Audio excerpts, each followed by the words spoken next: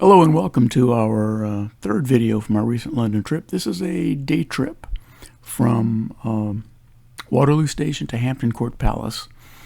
Now, beginning here, we're showing the automated ticket machines at Waterloo Station. This is just for visual kind of illustration to let people know how to use them. Very simple, very straightforward. In point of fact, you do not need a paper ticket if you have contactless a card payment. We used Apple Pay on everything, including this trip, and it works flawlessly. But if you do need to get a ticket, these are the machines. They work very straightforward. You find out from the boards up on the wall what platform your train is on when it's leaving, and you go to the machine and you buy your ticket. It's very simple. Then what we'll do is walk down through the station among the platforms. Our particular train is on platform 3, and I believe the trains leave about every 30 minutes from Waterloo to Hampton Court, so never any problem catching a train. The station was not crowded, and it may look crowded, but for Waterloo Station this is not crowded.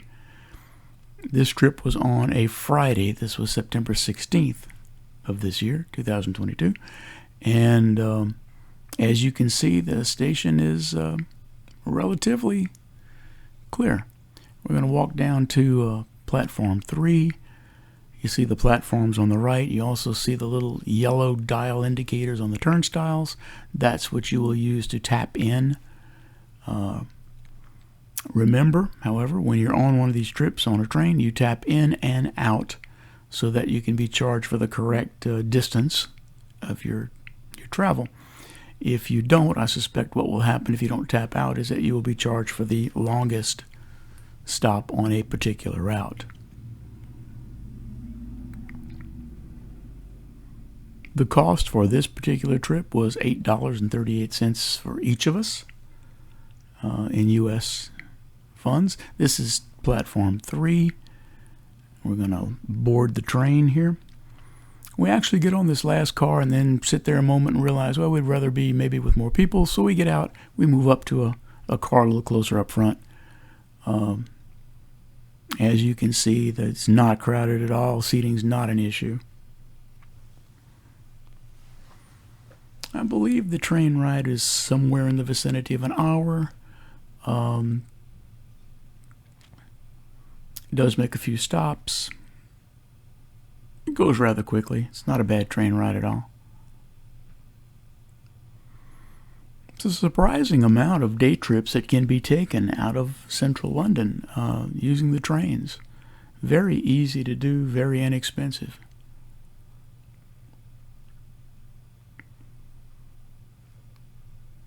We're going out again to Hampton Court Palace. It's in the town of Molesey, Surrey. Probably more commonly known, I guess, as Henry VIII's palace. It was, I think, originally acquired by the Archbishop of York, a man named Thomas Wolsey, who had some political issues, and Henry VIII admired Hampton Court, and Wolsey decided to gift it to him, I imagine, in an effort to keep the king on his side. Of course, Henry VIII did much restoration and enlarging of the palace. After his death, other monarchs, James I, Charles I, Charles II, William and Mary, all will occupy Hampton Court, and all of them will add their own touches, their own restoration, their own enlargements.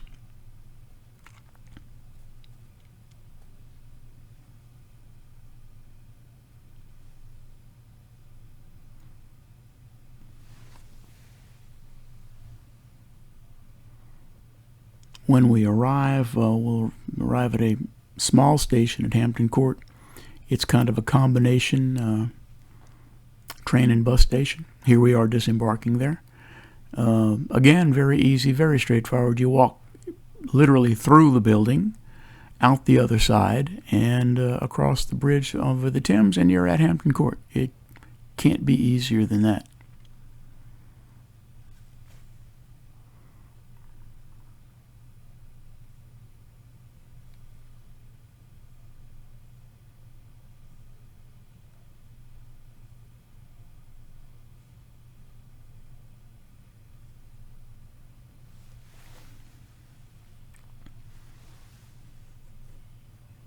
just as you enter the covered part of the station there will be an area to tap out. And again, we do that with your contactless payment, whether you're using a contactless card, or Apple Pay, or Samsung Pay, or something like that.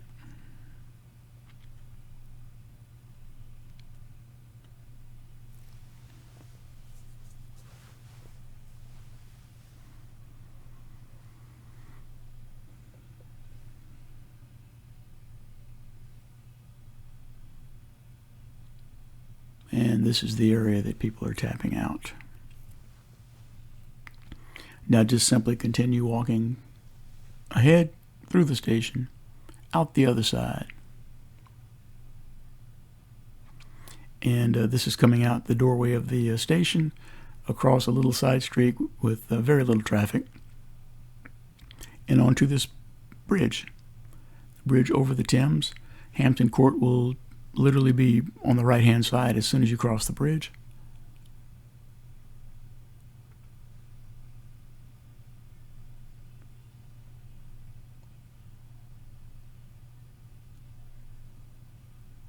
Right on the Thames. When Henry visited, he certainly came by barge. There's also a canal dredged into the garden area of Hampton Court.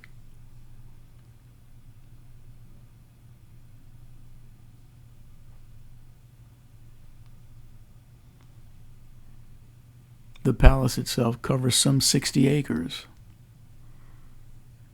Now, as we entered, just beyond the bridge on the right is the entrance. There were memorial flowers out for the late Queen, who at this point was lying in state in central London. You buy your tickets just to the left of the main entrance at the ticket office, combination ticket office and gift shop.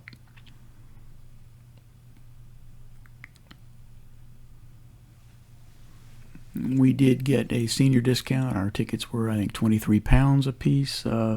Total for both of us, $53.21 for both of us. Here's a ticket. You go through the inner gatehouse that has Wolsey's coat of arms. There's an astronomical clock on the tower that still works. This is a replica fountain that was there during Henry's time. And from this point, you can either use the audio tour if you pick up headsets, or you can go on your own and go pretty much anywhere you start anywhere you like. One of the more popular areas, I think, to start are the kitchens. They're very impressive.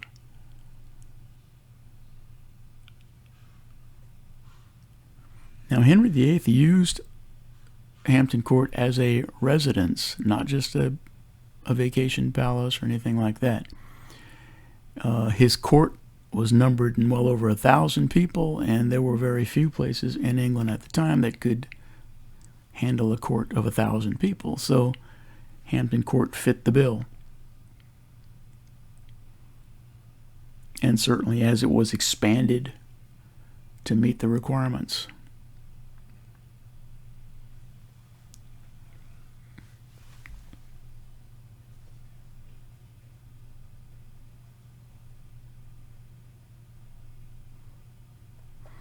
But again, the monarchs that came after James I, Charles I, Charles II, William and Mary, all of them made additions and restorations. And today it's kind of hard to tell what part was originally from Tudor times and Henry's times and which ones were earlier. Certainly the kitchens were expanded during Henry's times. The chapel is from Henry's time. The Great Hall is from Henry's time.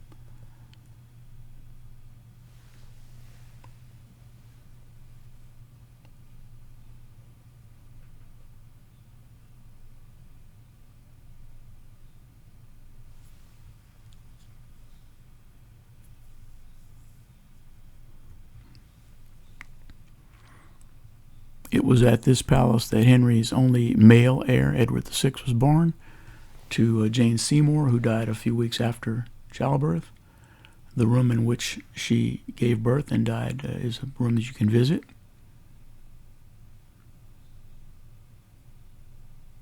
His most well-known heir, Elizabeth I, also spent time here and actually had the eastern kitchens enlarged while she was in power.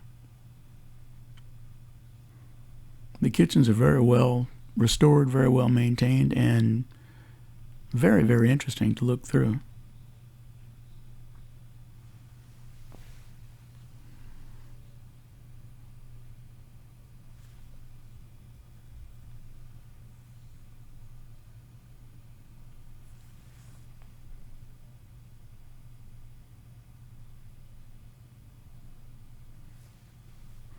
You can get turned around in this place, but the signage is pretty good.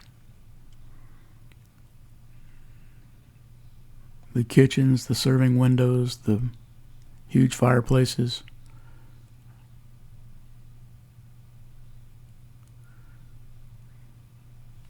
And employees here who are maintaining the fires, maintaining the kitchens, who are also available to answer questions.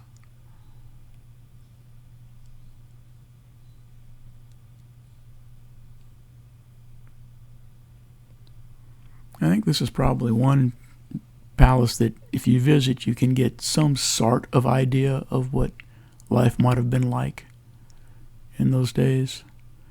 If you only get to visit one palace, this would probably be a good one to go to. We have on a previous visit had the opportunity to visit Buckingham Palace and do the tour there. Beautiful place, as you might expect, but the tour there is very, very structured, only through a few staterooms. But over here, you can roam around and look at things more closely. This inner courtyard with a garden area, water feature, probably from William and Mary's time. The two sides were predominantly residences for the king on one side, the queen on the other. In the building, there are separate staircases, the king's staircase, the queen's staircase. And you can certainly look at them. You can use either one.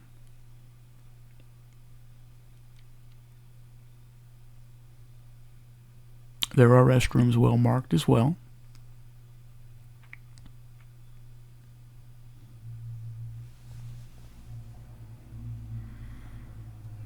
The king's stairway going up to William III's apartments.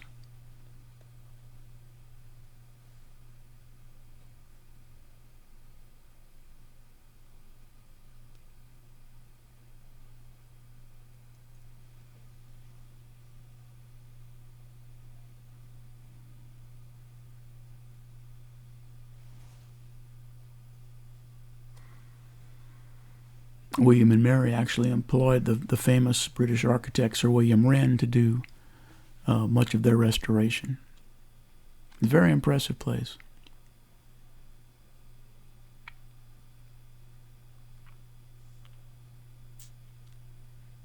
Beautiful room here with pikes on the wall and different type of armament.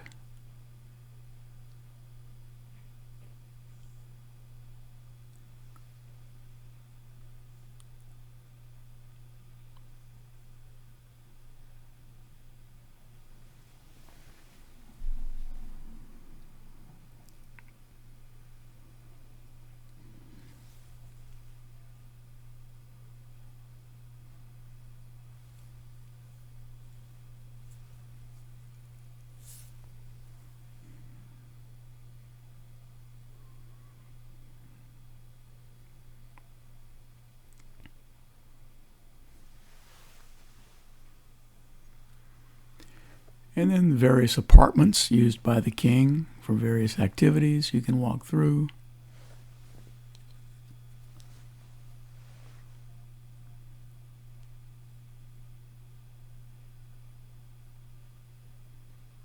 And the only place in here that we saw that did not allow photography or videography was the chapel that does date from Henry VIII's time. Beautiful place. The art and the tapestry here, some are originals, some are reproductions, but you certainly can get up close and look at them very closely.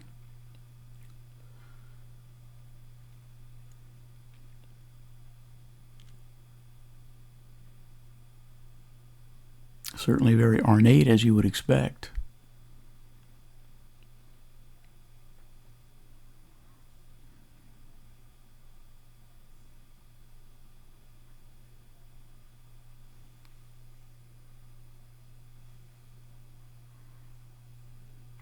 king's bedchamber,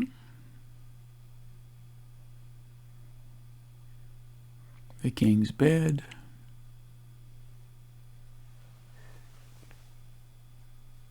beautiful room.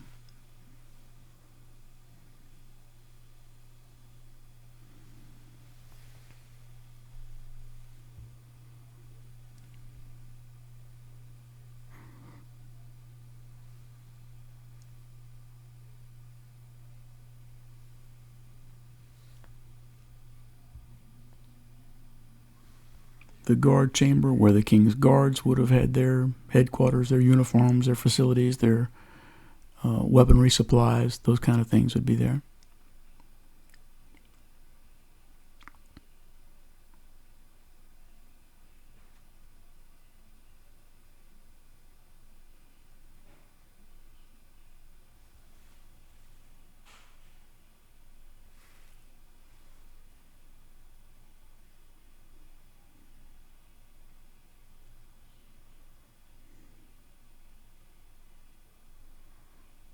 A very impressive room on its own.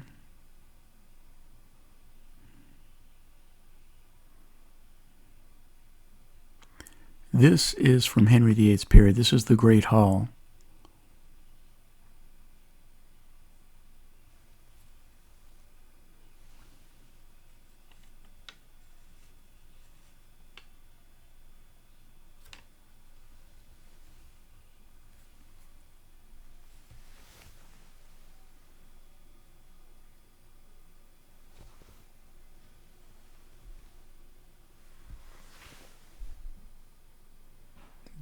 The ceiling is called a hammer beam ceiling, hammer beam roof.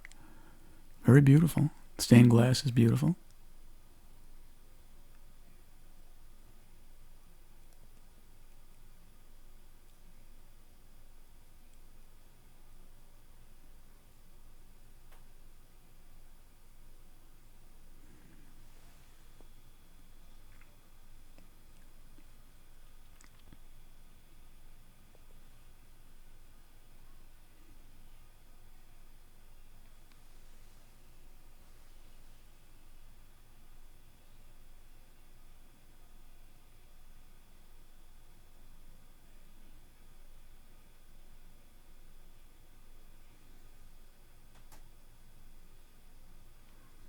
In the exterior.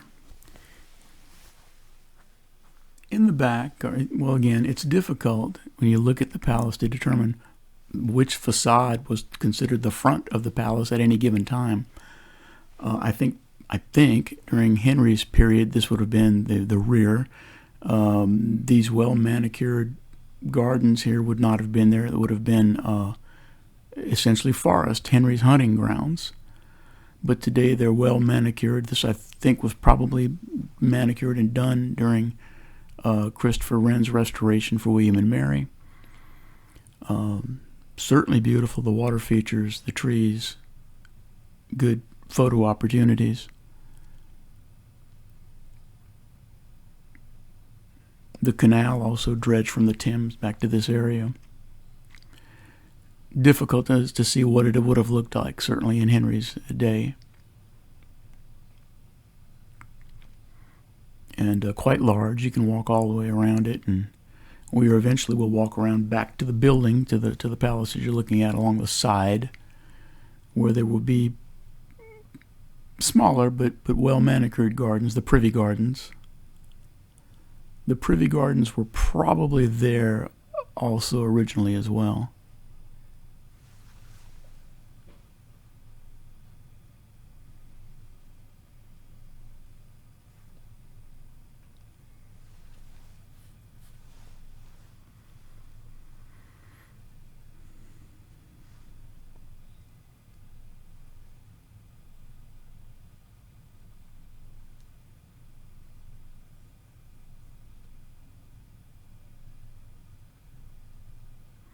As you can see, the weather was quite nice while we were there.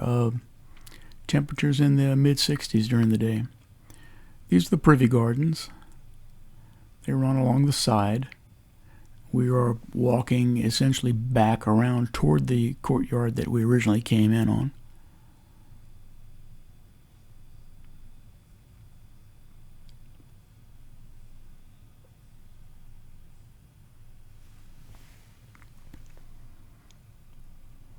And then as you make your way around the gardens, around to the entrance courtyard where you came in, you go out the way that you came in. Certainly you can stop at the gift shop as well. It's well stocked. People are friendly. We will actually be walking back to the bus station, taking a cab to Kew Gardens. This will be on our next video. We'll do Kew Gardens, and then we will walk to the Kew Pier and take the Thames Riverboat back to London from Kew Pier. That'll be in our next video. So basically it's the train ride from Waterloo to Hampton Court, and we'll take the boat back to Westminster Pier in central London. So I hope you stay around to watch that video as well. Thank you for watching our videos. We appreciate all our new subscribers, and we hope you stay with us. Thanks again.